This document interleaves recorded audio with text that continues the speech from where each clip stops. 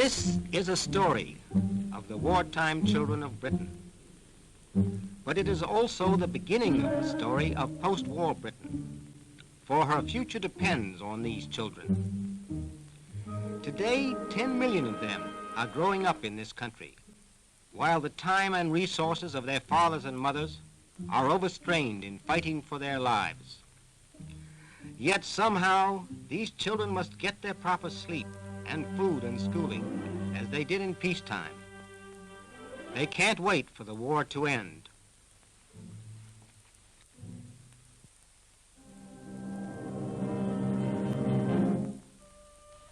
They weren't, in fact, allowed to wait until the war began before something was done for their welfare. During the first 4 days of September 1939, almost 1.5 million school children and mothers and babies left their homes in the big cities for safer homes in the towns and villages and countryside of Great Britain. Then, in the cities, the parents waited for the Blitz to begin. It didn't come, so the parents wanted their children back home. For the people of Britain did not yet know the horror of total war.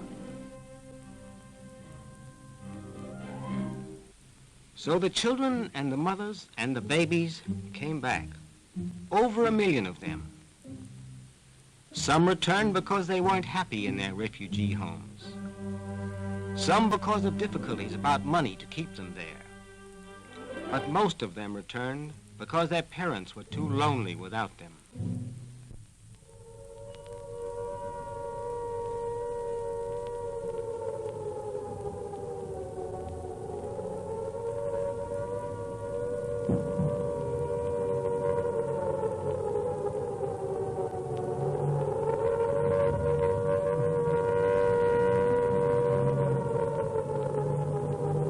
Then came the Blitz, 1 year after the war began.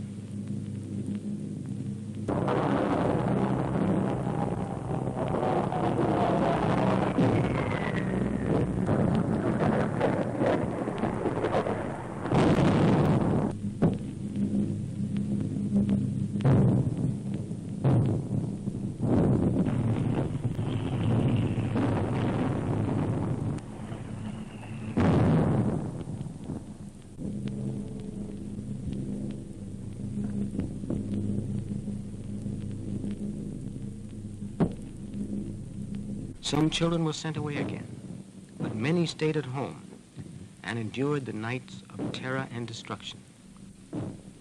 Long nights in underground rooms packed with adults. Long nights of discomfort and disturbed sleep. Some shelters were warm and dry. Others were damp, airless, insanitary. They were often overcrowded. But people put up with the worst conditions to be safe.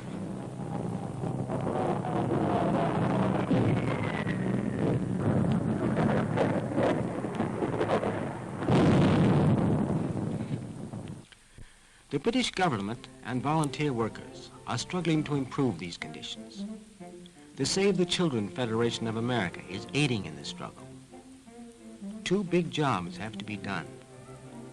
American money is helping do them. The first job is the provision of emergency relief for the children after a Blitz.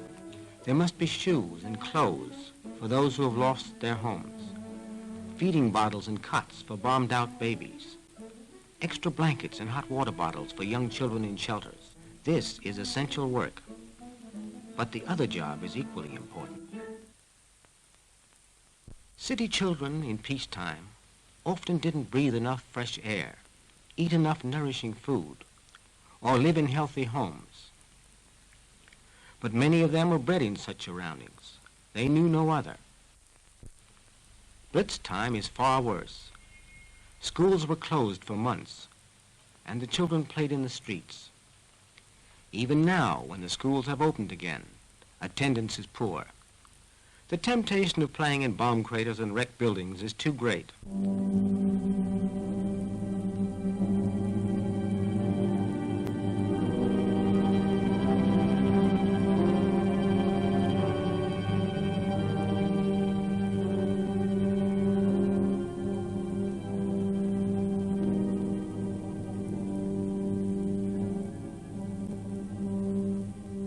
But the children must be educated in the midst of war.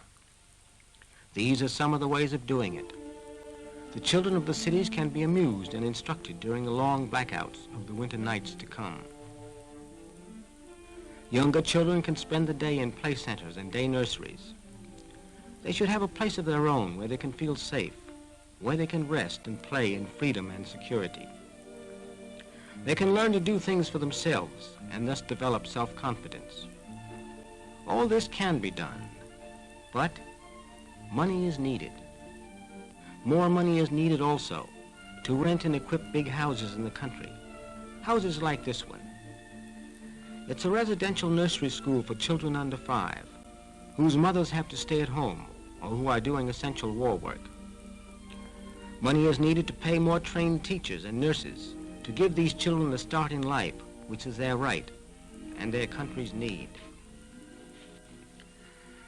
Now, the spirit of British children is something which we Americans couldn't create with money.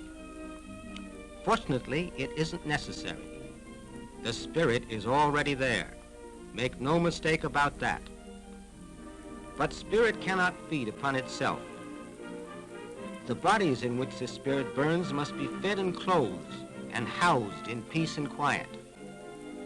And the children have minds which need to know and understand the world in which they live. These children already have our pity.